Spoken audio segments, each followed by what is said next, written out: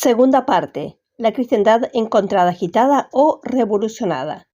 En la continuidad de nuestro estudio, seguimos desarrollando los respectivos sucesos en el capítulo 1 de Jueces, y debemos recordar la ausencia ahora del líder espiritual Josué y cómo sería de ahora en adelante el proceder del pueblo de Dios.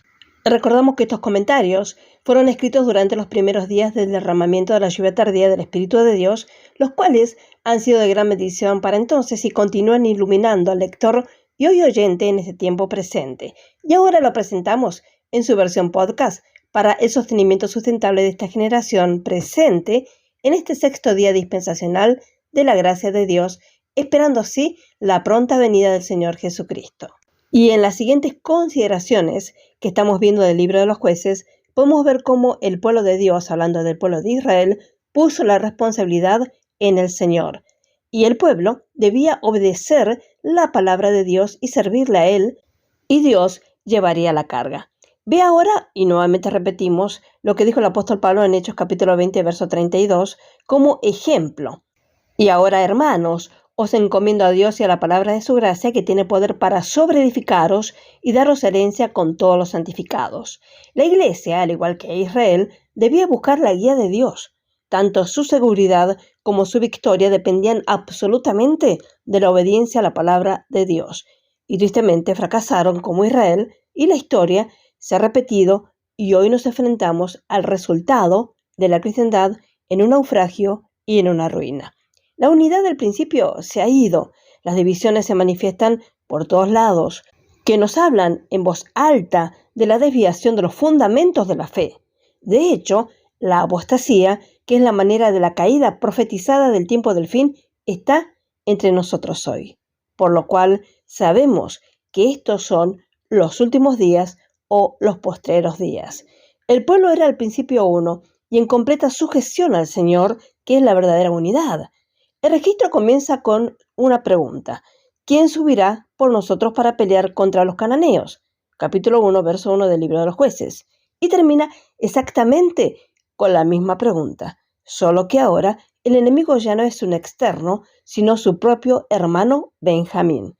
¿Cuán grave debe ser la terrible declinación entre estos dos incidentes que comienzan y terminan el libro?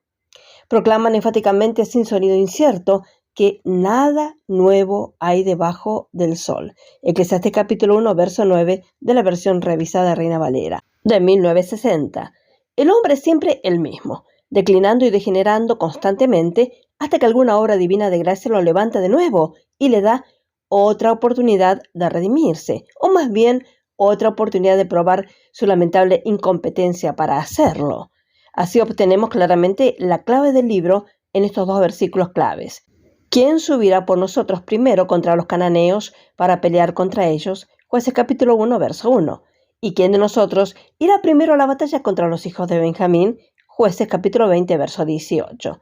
El camino entre estos dos puntos es claramente un descenso gradual, pero no menos seguro, como en el de Pentecostés, cuando los que creyeron eran todos de un solo corazón y de una misma alma. Hechos capítulo 4, verso 32 de la versión revisada. A la condición manifiesta del día de hoy, porque todos buscan lo suyo propio, no lo que es de Cristo Jesús. Filipenses capítulo 2, verso 21. Pero este no fue un descenso ininterrumpido, como el tipo precisamente lo asegura. Atravesó muchas cadenas montañosas saludables, como por la misericordia continua del Señor. El curso de la iglesia, que a veces giraba y se elevaba por encima de las neblinas bajas y los pantanos de la incredulidad, el desánimo, el desaliento, hacia alguna hermosa meseta de fe, donde todo era verde y florecía, y parecía que la marea nunca bajaría de nuevo. Pero cada meseta sucesiva de éxito era un poco menos elevada que la de su predecesora, con frutos, con un sabor un poco más terrenal y una alegría un poco menos celestial, mientras que la ciénaga y el lodo que siguieron eran cada vez más bajos y más contaminados con la pestilente arcilla o barro de una partida más profunda que la anterior. Pero así es el hombre. Puede descender lo suficientemente rápido después de haber sido levantado soberanamente, pero nunca puede levantarse sin la ayuda divina una vez que se agacha o desciende. En este libro que ahora estamos considerando, podemos verdaderamente trazar en tipo y sombra el curso de aquellos que fueron llamados por Dios a una santa herencia celestial. Podemos ver muy claramente la lección que la Escritura siempre afirma, la debilidad e inestabilidad del hombre, cuán pobremente se eleva a los privilegios y poder del llamado de Dios y su lugar en las cosas divinas. Siempre es un fracaso. Por encima de su lugar de descanso al final de todas sus andanzas, viajes, travesía, seguramente se puede escribir de él. Icabod, su gloria se ha ido. Jueces comienza de la misma manera que Josué, solo que en el último libro es Moisés quien se ha ido y el manto recae sobre otro siervo del Señor, capaz e intrépido, que lleva a cabo la obra de Dios en el poder y el espíritu de Moisés. Pero ahora Josué también ha partido y parece que no hay nadie capaz y dispuesto a caminar en sus pasos. Aparentemente el pueblo es dejado solo, débiles a sí mismo, y decae gradualmente como una máquina que ha sido apagada. Cada revolución de la rueda es un poco más lenta que la anterior, lo que demuestra claramente el hecho de que se ha ido la energía, la fuerza, el poder. Judá, la alabanza o el elogio va a ir al frente. Judá es designado por Dios como el líder. Él debe subir primero y vencer al enemigo. Todo depende de él. Si es derrotado, las otras tribus no tendrían ninguna posibilidad. Esto es muy significativo porque Judá significa alabanza. Por eso está al frente, porque el espíritu de alabanza es el espíritu de poder. Pone a Dios en primer lugar e implica una devoción a Él, un gozo en la obediencia que da coraje y entusiasmo. La alabanza no lleva cargas, pero cuenta que la causa es del Señor y debe prosperar. Si Judá es débil, Israel en su conjunto debe languidecer.